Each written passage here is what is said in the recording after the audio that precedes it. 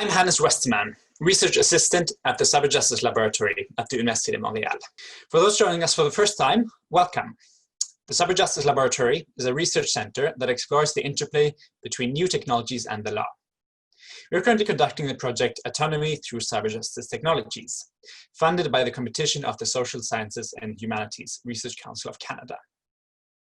Our project brings together more than 50 researchers and 45 partners dedicated to the use of technologies and artificial intelligence for the prevention and resolution of conflicts. Over the coming months, the Cyberjustice Lab will be hosting a series of online activities that will gather the opinions and experiences of legal experts from around the world on the recent events. From ethical issues to crisis management, including analysis of the achievements and failures of technological shift in the legal field, the laboratory will present varied and relevant content. Stay tuned by checking our social networks and visiting our website, cyberjustice.ca. For today's webinar, it's a real pleasure to have Alexander Bernier from the Center of Genomics and Policies. Alexander will do his presentation on blockchain data protection and health management, after which I will ask him a couple of questions, and then we'll take audience questions. So feel free at any time during the presentation to put your questions in the QA box. Over to you, Alex. Good morning. Thank you for having me. I'm just going to take a moment to share my screen here. There we have it. You should be able to see this, and from beginning. So I'm going to take a brief moment to introduce myself. My name is Alexander Bernier. I'm a research assistant at the Center of Genomics and Policy. And I've worked on a variety of projects that bring together concepts of research ethics, data protection, health data sharing, and responsible health data management. And today the topic that I'd like to talk to you about is blockchain data protection and health data management. So overall, these are three emergent technological shifts that may seem disparate in their content, but are actually highly interrelated. And today I'm going to argue that health data management and data protection can sometimes seem to have certain tensions. That is, the desire to reuse individual health data and to share health data can sometimes be difficult to reconcile with the data protection obligations that apply to most health data custodians and health data users across the world. And that blockchain technology is an exciting new way to reconcile data protection obligations with the desire to share health data interoperably, efficiently, and as freely as possible. I'm going to start by introducing you to the topic of health data management. So what are the defining features of health data?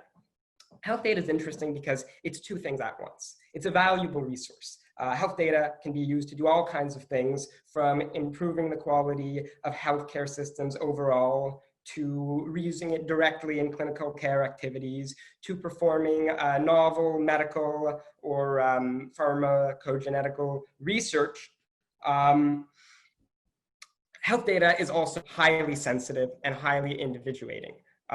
Health data is some of the most sensitive data about a person.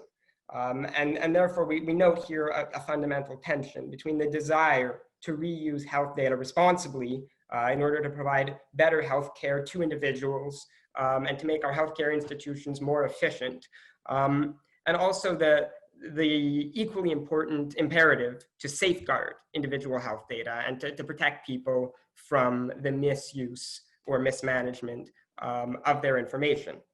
So what is health data? Health data can come from a number of different settings. The most traditional, if you will, provenance data is, of course, in routine clinical care, in providing you with routine clinical care. Physicians, laboratories, so on and so forth, create things like test results, like highly granular genetic information, even handwritten clinical notes that provide lots of very rich, highly dimensional, highly varied data about specific individuals. And the second important source of health data is naturally research results. So for instance, in conducting a clinical trial, the clinical trial sponsor and the researchers that are directly involved produce a large amount very useful data that's generally meant to answer one specific research question or use case, but can also provide all kinds of secondary insights. So you can imagine if somebody is performing an oncological study or a clinical trial involving novel cancer drugs, they have, of course, the direct research results, the results of the trial, how efficacious the drugs were, and so on and so forth, but can also have all kinds of secondary information as well, such as what kinds of tumors or what kinds of symptoms are most prevalent amongst particular individuals, what kind of adverse effects are susceptible to arise,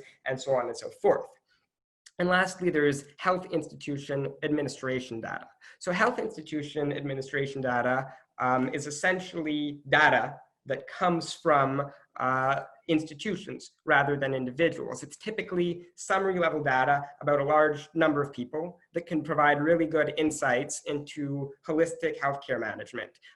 Things like incidence rates of a particular disease, the response time or the effective response time on the part of ambulances, how that could affect survival, mortality rates, whether distance from a hospital translates into increased difficulty in receiving care, all sorts of systemic insights like that. So this data is obviously very different in its sources, but it's all very useful to improving quality of care, and it's most useful when it's used together. You can find out all kinds of interesting things by bringing together data that wasn't originally collected together. And let me give some examples of that. The value of secondary health data use. So first we have comparative insights across similar clinical or research circumstances in different settings. So what this can mean is you're a researcher. You have conducted a study in a particular city, say Montreal, that shows that cancer is correlated to a certain degree with smoking. And you want to see if your results are generalizable across a broader population group for a wealth of reasons. Maybe the environmental factors in your particular city means that a person smoking will affect them differently than it would if they were in, say, Toronto or in Europe. Or alternatively, maybe the results of the research would be best interpreted if they were compared to similar studies that might have used a different methodology in a different context. Having the ability to pool data together produces independent validation of research results, research reproducibility, and accountability. So what that means is that if you publish your primary data along with your research, if you make the primary data accessible to further researchers, you will know, and they will know, that the methodology was well respected, and they can go look at your primary data and say, yes, we do think that the research that you did provides the results that you say, and that you didn't cherry pick your results, and that you didn't have a particular outcome in mind that might lead to a more attractive publication or lead to the approval of a particular drug. Your research is trustworthy. The second reason that it's important to foster research data reusability and health data reusability overall is that there's considerable financial, institutional, and human cost to producing health data. For instance, if a young child or a late-stage cancer patient or somebody who suffers from limited mobility chooses to partake in healthcare provision or in healthcare research, they have exerted a considerable amount of effort in the hope that what they are doing will lead to better research outcomes for other people, that healthcare will improve. When an institution spends money on a clinical trial and decides to commit the efforts of its researchers to a particular research initiative, it is their hope that they will get as much benefit in terms of improved healthcare from this research as possible. If the data can't be reused, if the data is siloed or lost, these efforts may need to be replicated. And lastly, there are certain populations wherein it is impossible to generate meaningful research results unless data is pooled. Two use cases that are particularly relevant are the rare disease research setting. If you suffer from an ultra-rare disease that affects 100 people across the world, you will not be able to perform statistically significant research unless you pool and aggregate data from different groups. Similarly, if you're hoping to apply big data or machine learning technologies or what have you to health data in order to draw actionable insights, volume of data is a necessary precursor to obtaining meaningful results. But this has to be counterbalanced. This is counterbalanced against privacy concerns in health data. Health data is typically extremely unstructured. And what that means is that there can be all sorts of things in health data. So what kinds of health data can have all sorts of things in them? We can think of clinical notes. If a clinician writes handwritten notes about a patient, this can contain highly stigmatizing, highly personal information, such as a history of drug use, mental health illness, so on and so forth. If genetic or genomic information is collected using sequencing technologies, we might imagine that the genetic information will not just contain the specific thing that you're looking for. It will contain all kinds of secondary information. The presence of a particular genomic variant, for instance, in a person's genomic data can tell us everything from their definite diagnosis of particular stigmatizing illnesses, such as Huntington's disease, or a probabilistic inference that the person might be more susceptible to cancer, might be more susceptible to heart disease, and so on and so forth. And then lastly, aggregate information can lead to potentially harmful inferences about families, communities, or social cultural groups. If broad data about large numbers of individuals is just made widely accessible, people could start saying, hey, we're noticing this particular inference about this cultural group or about this family or community, and we're going to discriminate against them. Discrimination can be performed by employers, by insurers, by local communities, by malicious actors. And so it's important to not simply make data widely available to everyone. It's important not to throw it out into the wild and use it without proper stewardship and governance, which leads us to health data stewardship. Now, you may ask, what is health data stewardship?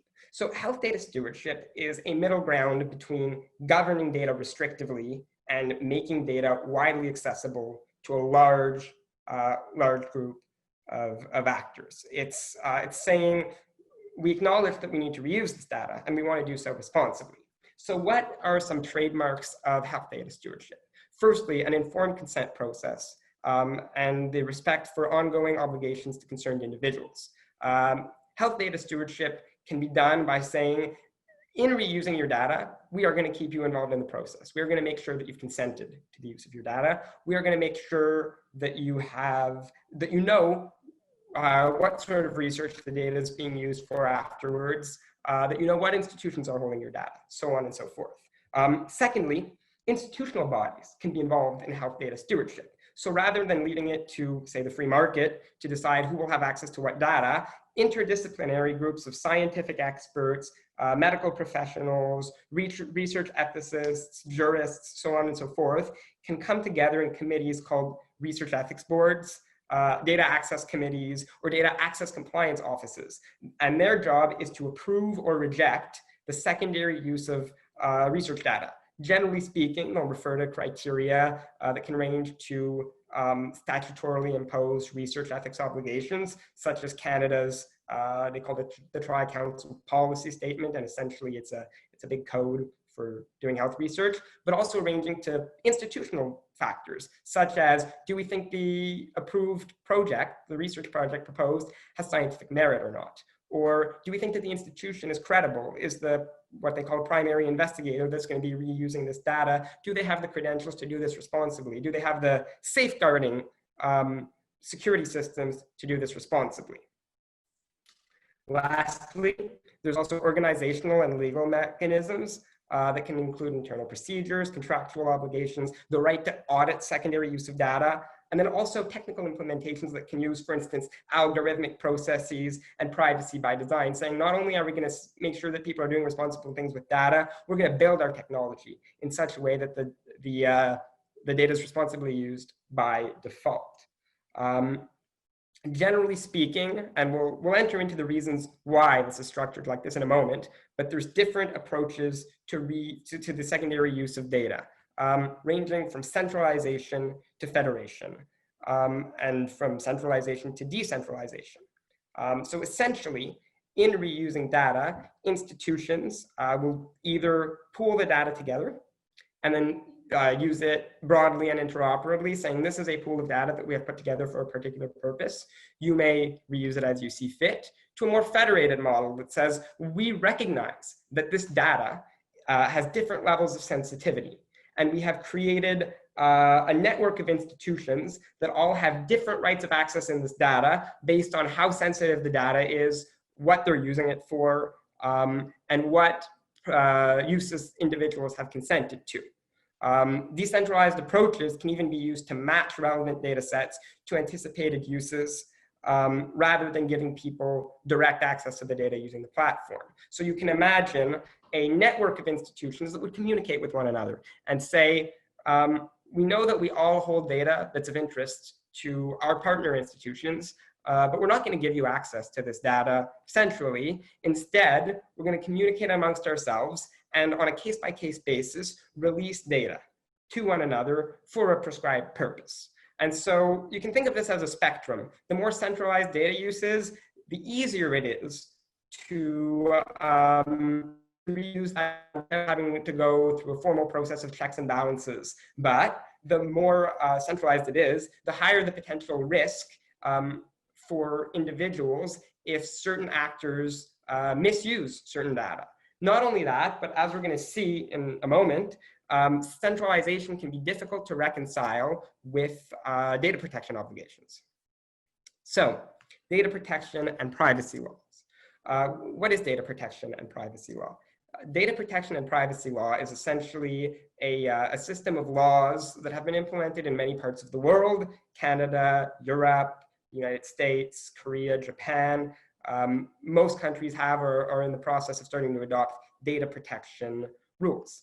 And essentially, data protection and privacy laws are very, very similar in terms of their substantive content, but their formal implementation differs from place to place.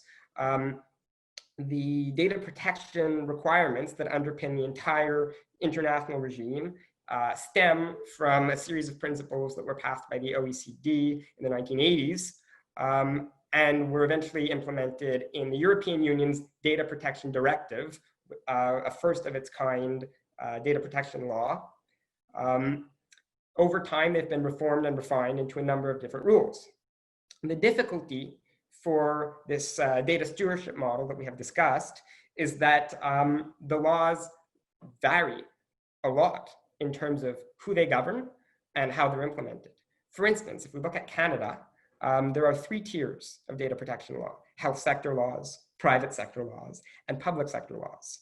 And there's also dual provincial and federal legislation. It's theoretically possible to map up who's regulated by what most of the time, but in practice, if you are implementing a national strategy for health data sharing, it's incredibly difficult to know who is governed by what rules when. In the European Union, the General Data Protection Regulation has been implemented, but it has been implemented variously by different member states. So each state has derogated and changed the law slightly to suit their own perspectives and approaches to data protection. And this obviously has considerable benefits in terms of state sovereignty and the right to decide how data is used within one jurisdiction on one's own. However, it can make it very difficult for parties meaning to use data interoperably across multiple jurisdictions to know that they are doing so in compliance with all of these obligations. So what are some of the foundational principles of data protection? We have individual rights to access data and withdraw consent, to request data correction, to be informed of data processing, to request data erasure. There's also obligations to use the data accountably and to ensure data security, to build for data protection. So to create technical infrastructures that don't just check off the boxes in terms of privacy, but that also ensure holistically that as much as possible, the technology enables data protection. There's also a general requirement to use the data for a specific purpose, to identify that purpose, and to limit one's use to that purpose. There are restrictions on further reuse and transfer, and there's a general obligation that once you don't need data anymore, you get rid of it. Data must be destroyed, de-identified, or they call it pseudonymized. So essentially, a code is ascribed to the data in the place of an individual identifier, and that way, the person who is using the data doesn't know who it belongs to. So all of these obligations will generally apply to the use of data. So here, two trends come out. The first is that data protection laws can vary in terms of the rights of individuals, which can shift from one jurisdiction to another, the formalities requiring data use. So that can be contractual formalities, the obligations to undergo research ethics oversight, and record-keeping obligations. There are also prerequisites for data collection and data disclosure that differ.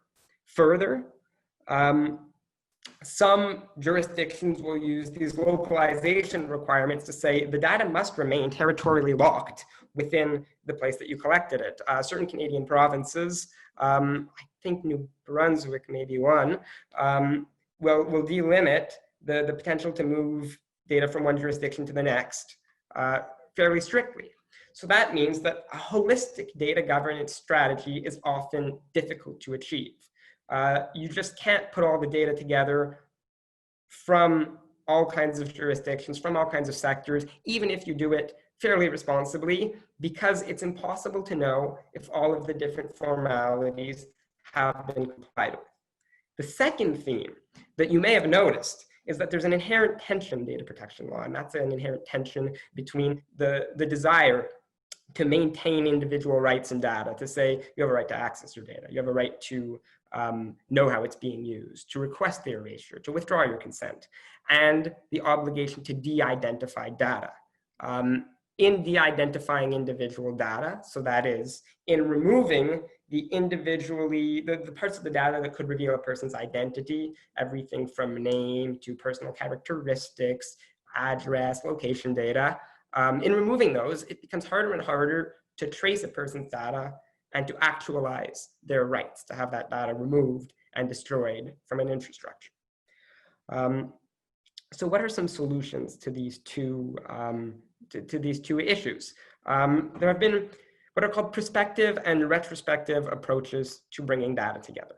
So we discussed this idea of data federation, of having different institutions come to mutual agreements as to the way in which their data is going to be reused. At the most centralizing, you have, and one example is Canada's international, or sorry, it is international. So the International Cancer Genome Consortium, which uses a prospective approach, wherein the permissions in a centralized body of data have all been harmonized, and one data access committee oversees access to all of these data in compliance with internal procedures that ensure the respect for ethics and law. And there's also retrospective approaches. And these are useful in saying, we want to bring together a lot of data, but we know that the requirements to use that data are not the same. We know that we can't just say, hey, here are our use cases, here are the uses for which you can use all of this data, and we're going to centrally manage the data. And the reason for that is either this sort of jurisdictional issue that we've discussed, and also if the data has already been collected from individuals and they have consented to very different things, it becomes very limitative and potentially impossible to prescribe one series of uses for that. So one approach to that is a retrospective approach, wherein individual access committees from each of the participating nodes in a project will manage access to their data individually. One might say, and this has been done by the BGAP initiatives, which brings together genotypic and phenotypic data internationally. One might say, well, we have a common series of potential required metadata elements or ontologies for tagging data or minimum permissions, something like that. But each data access committee from each contributing node will individually manage the permissions in the data, which gives more freedom in deciding what kind of data would be included in this initiative than a simple central structure. The most, if you will, varied approach, the one that allows the most difference between the different data sets involved, is a matchmaking and discovery approach, which simply says, here is you can think of it as a search engine, a series of health data sets that are all related to the same things. But we can't and won't attest that the permissions in these are the same, but even that the data is structured on a technical level in an interoperable way. We can't attest to any of this. So what we're going to do is we're going to federate the data such that you can find the data, and then it's up to you to go and inquire with whoever has the data to see if your purpose is compatible with what they want to do. And as we move away from centralization, what we see is that more different kinds of data can be used, but there's more and more work that needs to be done to access the data. It becomes very difficult to obtain, to have a holistic and quick process for accessing data in a more and more decentralized network. And this leads me to blockchain technologies and the euCanSHare project. So what is the euCanSHare project? The euCanSHare project is a novel initiative that's been sponsored by the EU's Horizon 2020 initiative that is hoping to bring together 35 and counting different cohorts that have different access permissions in them into one blockchain managed decentralized platform, wherein people can find data sets of potential interest, determine the permissions in that data, and apply for permission without any centralized infrastructure managing the data application process. And hopefully the network would be structured such that additional data sets can easily be added to the platform. So let's talk a little bit about the role of blockchain technologies in this process. So first of all, what are blockchain technologies? You have all undoubtedly heard of Bitcoin, but blockchain is an amorphous, changing technology that can do a lot of different things. So let's talk about 3 of the technological features of blockchain technologies that are most interesting in addressing the data protection and data centralization issues we've discussed. So first of all, these technologies can manage and record permissions and data in a decentralized network without the need for a central authority. They can put trust into a data exchange that has no trusted intermediary. Not only that, they can help resolve the potential tension between individual privacy rights and individual anonymity. And last, they can facilitate or automate ethics and legal approvals procedures using smart contracts.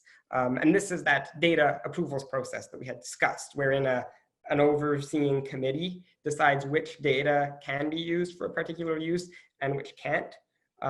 It can already be, in some cases, a slow and unwieldy process. But let's imagine that for perhaps a big data analytics use, you want access to 1,000 different data sets. And you want to know if the permissions in them are compatible. That is difficult to achieve using a application process where you fill in a form for each one of these data sets and you email it to a team that will independently review it. So what is the blockchain? I'm not going to go into a holistic overview of blockchain technology, but I want to flag some of its technical elements that are most interesting to the use cases we have described. So blockchain, also known as distributed ledger technologies, essentially create a permanent record of sequential activities among the nodes of a decentralized network. So essentially, they create a chain, a link of transactions that is almost impossible to amend or reverse, and that are structurally tied to one another. You might think of it a little bit as knitting. In performing a transaction, so when knitting the next link in, for instance, a blanket, you add a new node to the end of the string that you're working with that can't be reversed, but that you can see across the entire quilt.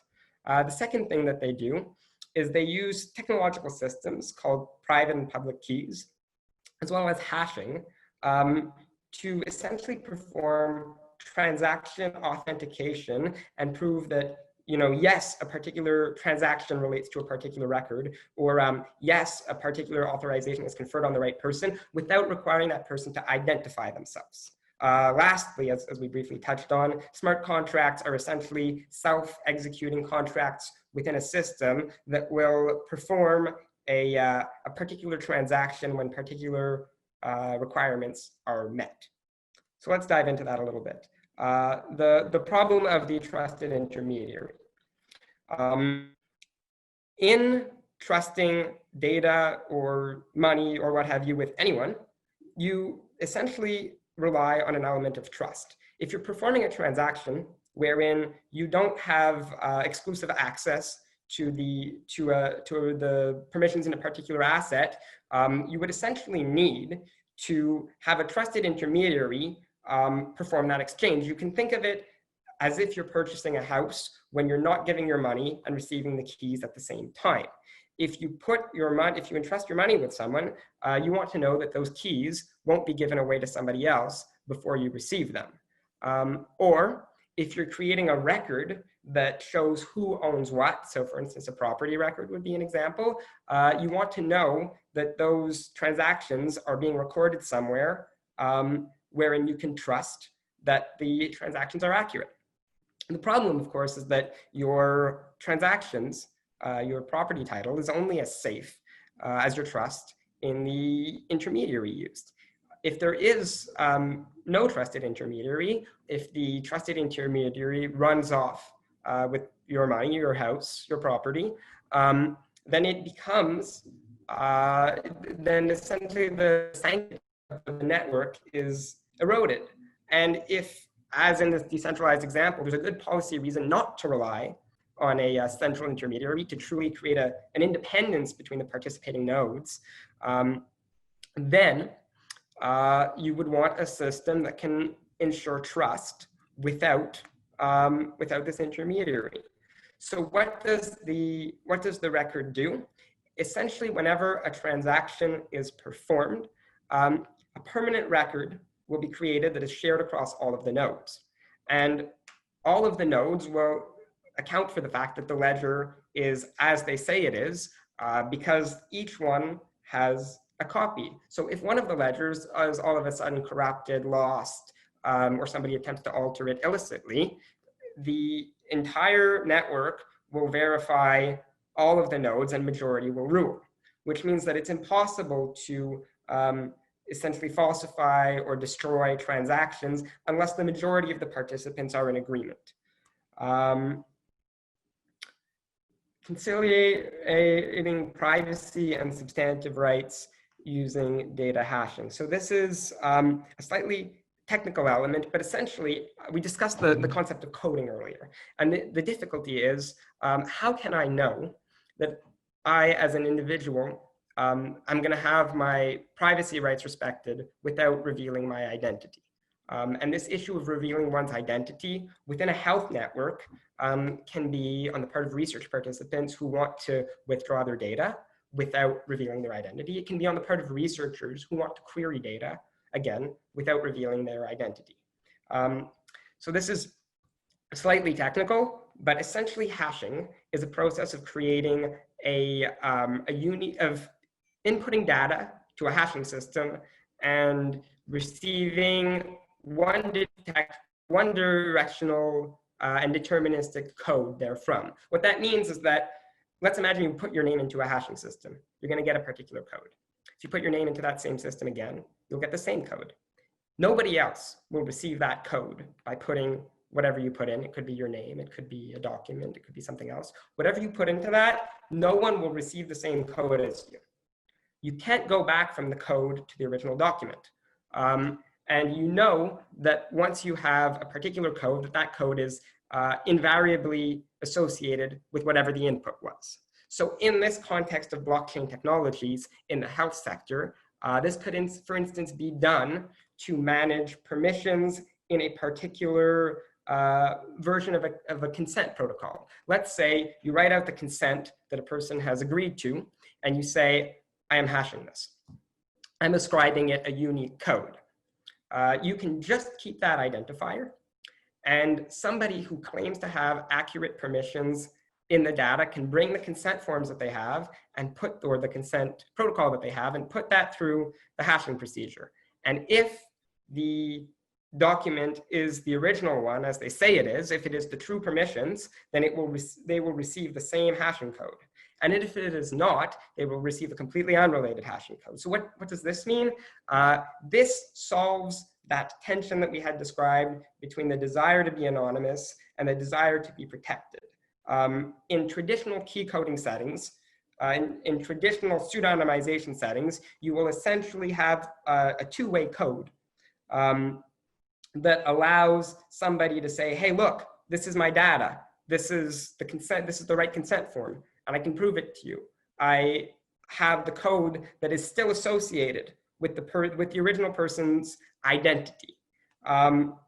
Hashing technologies essentially eliminate that need to be able to tie back individual identity and whatever content you're trying to protect. It could be data, it could be permissions, whatever. It removes the need for identifiability in protecting privacy rights.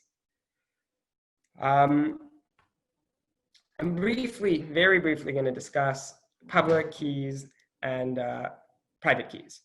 So essentially, certain blockchain technology relies on the pairing of two keys. And there's each participant in the node has a public key. The public key is visible to all. And each participant in the node also has their own private key. And the way this works together is that any one key can hide data, can crypt data, if you will, such that it can only be opened by its corresponding key. So you can imagine it that it's like a mailbox, that once you've locked it, you can only unlock it with somebody else's key, not with your own. So you couldn't lock your data into the mailbox and unlock it. You would lock your data into the mailbox and somebody else would have the other key, the corresponding key that would unlock it. What does that mean here? It allows for two things. It allows for authorship, for verified authorship, for verified ownership, without requiring the individual to reveal their identity in a way that the recipient, and that can be the public recipient in this case, the broader network, can know that it came from them. So an individual can say, I'm hiding this data using my public key. You can all open it, using my private key. You can all open it. You know what's in there. You don't know who I am, but you know that whatever my identifier is, it came from me. And that can be done because of this duality between the private key and the public key. The other thing that it can do is the reverse, is saying we can send messages from this public system to specific identities without knowing who they are. So those are some of the big groundbreaking, if you will, concepts in blockchain technology. And before I conclude, I'd like to take a few minutes to run through some of the implications for health data sharing. So first of all, we have an immutable record of data transactions and data ownership. If your server fries, the last thing you want is to say, we have lost all of the consent materials related to a particular project. We have lost all record of who has access to the data. We know it's out there. We know somebody has it. We don't know who has it. We don't know who's allowed to have it anymore. The second is the use of hashing to confirm that a data element's content is the corresponding element referred to in a ledger. So if you have a record of transactions that say who has access to what data, when, you don't need to be able to go see the consent materials directly, so long as the hashing key that was originally ascribed to these consent materials is the same as is generated when the person puts them through the system all over again. As we discussed, there's this use of paired keys to claim authorship and maintain anonymity. And together, this can essentially provide a holistic infrastructure for privacy preserving health data management in a verifiable and distributed way. I'm going to close with a few use cases. So specific ways that this could be used to manage health data. Smart contracts. So essentially, as we discussed, these are self-executing transactions that are performed once the permissions are met. These could replace or facilitate the granular, time-consuming activities of data access committees, DACOs, and other oversight bodies. The euCanSHare project is attempting to integrate these to its work. Now, the main challenge is coding legal and ethical permissions data in a standardized, machine-readable way. Right now, there are ontologies that can do that. They can take consent forms, and they can essentially represent them in a standardized format, in a way that could be processed by a smart contract, if you will, to determine if a particular use case was compliant with the permissions in a data set or not. Obviously, the challenge here is that it can be difficult to represent the highly contextual research consent process and the highly granular legal permissions in data in a particularly rigid format. And then we move to prospective uses in the health sector. So what can this actually do? We've discussed a lot of technology, but what can we do with this? So first of all, we have the use case that we discussed, managing access permissions for institutions and health data custodians. But there's also other use cases outside of this particular setting. So another example would be giving people the ability to know how their health data is being used, again, using this private key system, in such a way that the information would be publicly accessible, but only the people concerned by the data would be able to decrypt it. The second is demonstrating transparency and integrity in clinical trials and in research design prior to performing the research. So for instance, you start doing research, you realize that the data doesn't tell you quite what you want it to. You redirect your research in a completely different way. Maybe you conceal some data. Let's imagine a person were to attempt to do that. How could the blockchain prevent that? If the research protocol, if the anticipated methodology, if the collected data were all were all hashed prior to the initiation of the research protocol, it would be very easy to require them to demonstrate that the protocol that they had originally come up with, that all of the data originally collected was reflected in the final output of the research, that the research hadn't been fabricated. And lastly, we can imagine an immutable electronic health record that can only be accessed and decrypted by healthcare providers, despite the fact that it is stored on a decentralized, immutable network. This would be leaps and bounds better than a lot of the electronic health records we have today, which are prone to losses, or if the data isn't stored in a centralized way, then there's that potential that somebody might not receive the electronic health record that is very relevant to a patient's care, and might miss, for instance, that the patient has a lethal allergy or a prior medical history that's particularly relevant to their treatment. So that concludes my talk for today. I'd like to thank you all for your attention and for your participation, and especially Hannes Westerman and his colleagues for inviting me here. Thank you, Alex. Thank you for this really fantastic presentation. I loved how you went through the health data in general, why it's useful, and the issues with sharing this data between privacy and research, and how the blockchain and hashing and the keys could help for this data sharing.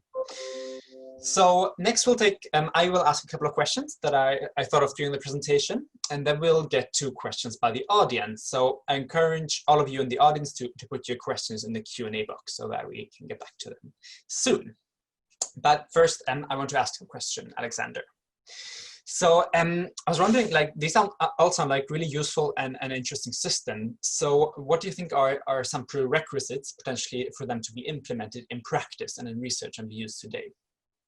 I think two of the major issues for that are, first of all, interoperability with existing health record recording formats. So that means if only part of the health sector actors switch to a blockchain-based system, it becomes awkward to reconcile permissions against two sorts of competing standards. And actually, that's one of the things that has been credited with difficulties in implementing blockchain in a number of contexts, be they financial, healthcare, so on and so forth, is this idea of network effects, that it only becomes an attractive way of doing things once you hit critical mass of participants. So I think that's one big challenge. I also think it's an unexplored technology. And essentially, this reminds me of an anecdote. I'm not going to remember the name of it, but there were a group of investors that essentially created what they call a decentralized autonomous organization. So basically an entirely blockchain-based investment fund, if you will. And so it used smart contracts and voting using coin offerings and such to essentially determine how to invest in different securities. And it seemed fantastic. They raised $150 million in, I think, 48 hours. And then there was a bug in the code. And somebody realized that they could simply withdraw the entire balance of the code, of the accounts, by using some kind of technical bug, and then they had to essentially shut down the entire system and revert all transactions in order to prevent that from happening. So it's new ground, and obviously, there's a lot of research and development that would be needed to ensure safety, security, and that there aren't unanticipated security flaws. And the last thing I should mention is that in spite of the privacy preserving potential, some people have raised potential difficulties in the current formulation of data protection law with certain elements of the blockchain. So for instance, the fact that ledgers generally are difficult to reverse, are difficult to amend. If personal data is hosted directly on a blockchain platform, there's potential issues with regard to the right to withdrawal, destruction, so on and so forth. So those are a few thoughts. Right, thank you. So it does sound like there's some work still left to do, and I'm really glad you mentioned security. That was another thing I thought about. Like you mentioned these private and public keys. And if I understood correctly, this private key would allow any participant on the system to essentially do anything. So my question, it seems like security is a really big question here, and I want to ask, how do you teach hospitals these procedures to keep that secure? And does the entire system rely on this kind of hospitals not being hacked and not being attacked by cyber criminals? So I think there's two things to maybe unpack there. So the first one is that so in a lot of blockchain related work, the criticism that you just raised has been raised, saying, listen, your private key is only as secure as your private key. That if you keep it in a safe and nobody ever finds out and such, in theory it's a perfectly privacy preserving system, but in practice, humans are flawed creatures, and there are going to be errors, and when mistakes are made, those can be costly. So on that level, I think you're right. Education, learning, and integrating, privacy protection and technological awareness into the healthcare sector is indeed a prerequisite to this sort of system working. But I also think you flagged a really important paradigm shift that I think is happening right now in the healthcare sector, and it's that we are transitioning more and more towards technological literacy and technological adoption within healthcare institutions. For a variety of reasons, healthcare has often been one of the sectors most resistant to the immediate adoption of novel technologies, and understandably, because patients are amongst the most vulnerable populations in the world, and so there is that that desire to keep people safe and to hold off. But we really are seeing, I think, a paradigm shift towards enthusiasm for and adoption of new technologies in the healthcare sector, and also for the membership of people who are technologists first among the staff of research institutions, healthcare institutions. There are burgeoning new fields ranging from everything from bioinformatics to cloud specialization within the healthcare sector that are really starting to bridge that divide, if you will.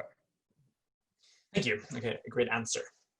Next, I want to ask about the individual level. I understood kind of how to work on the level of the institutions, but I want to ask a bit more about individuals. Like, would this system enable them to keep track of what happens to their data? And can they consent to further use it? And it seems like in privacy, a very important element is the expectation of use of data that you submit somewhere. So would people get surprised by the different uses and make them less inclined to share their data in the future? So I think that's a design question, and actually there is a blockchain-based initiative in Europe called My Health, My Data that has successfully done exactly what you're describing. They've built essentially a blockchain-based infrastructure where it's the individuals that hold this continuing right over their data, and then from there, if memory serves, there's a paradigm called dynamic consent, wherein individuals can later on decide to repurpose their data for new uses or to withdraw consent for particular uses on a really case-by-case basis, and sort of, variegate back and forth between permitting and denying specific uses. I think the second one is a design philosophy question, wherein people have asked, does more control really mean more privacy?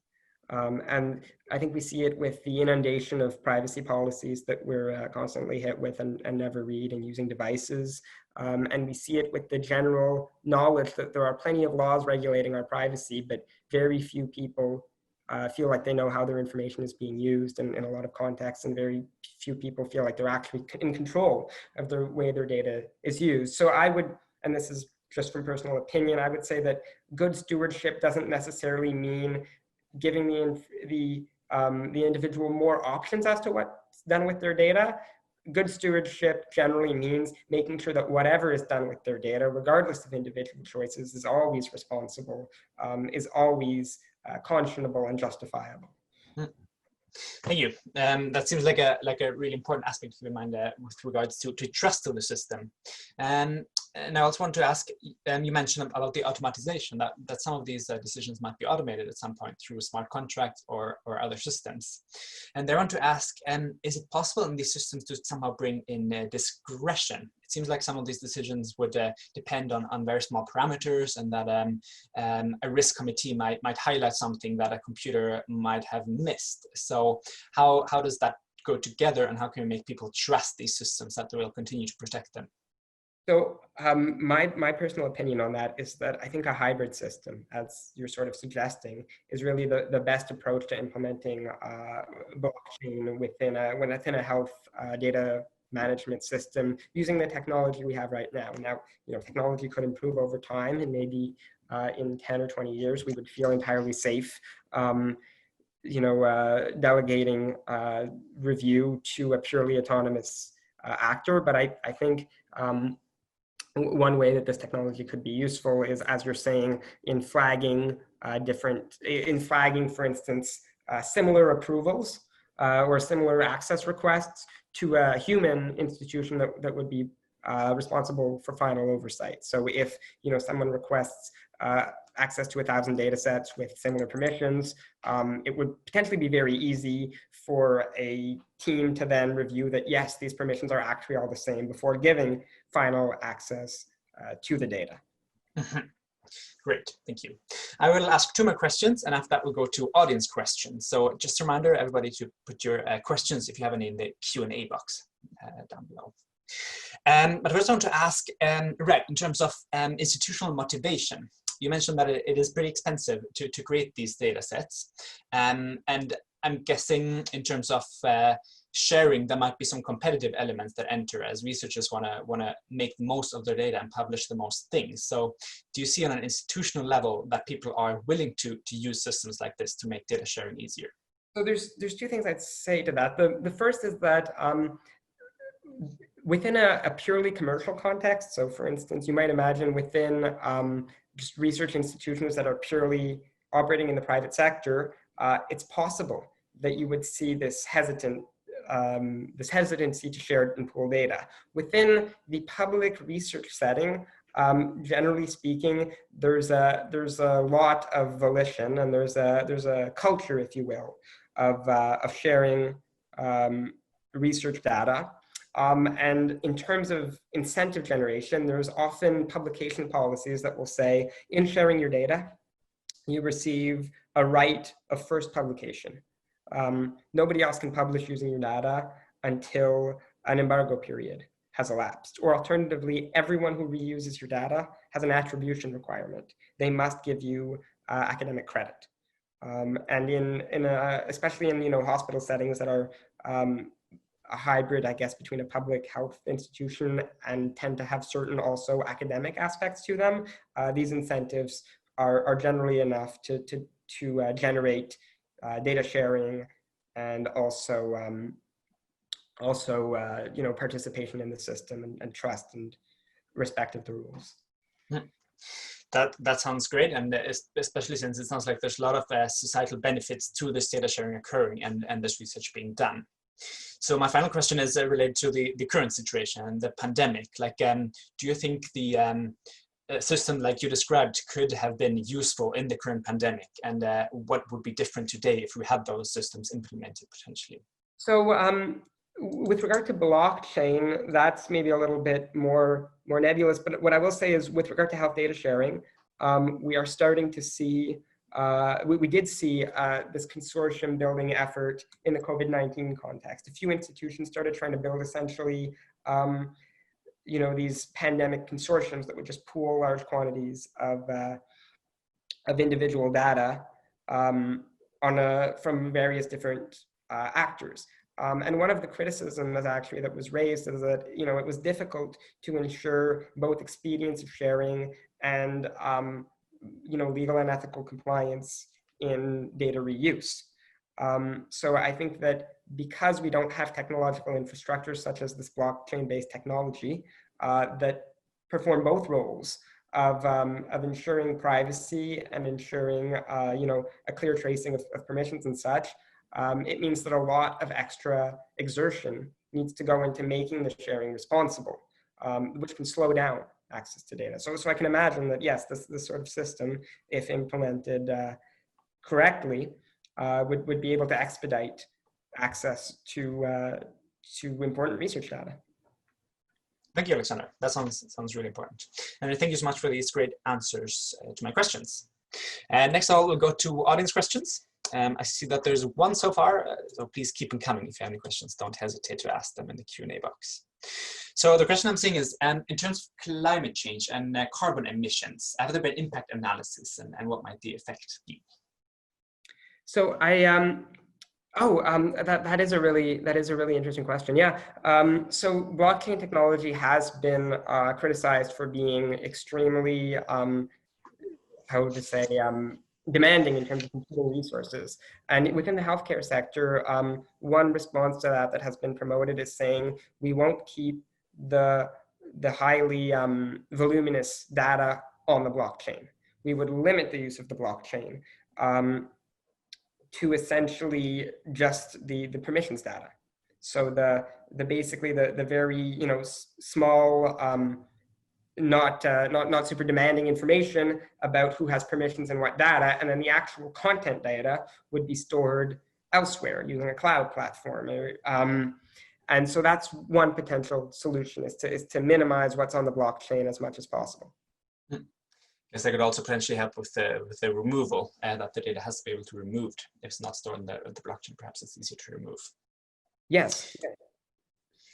Great. So at the moment, I'm not seeing any other questions, and it is also 12. So I think we'll wrap it up. I want to again thank you so much, Alex, for accepting our invitation and for this amazing presentation. I've certainly learned a lot and gotten a lot to think about. Well, thank you so much for having me. Have a good day. Thank you, you too. And to everybody, keep your eyes peeled on cyberjustice.ca for upcoming events. Thank you.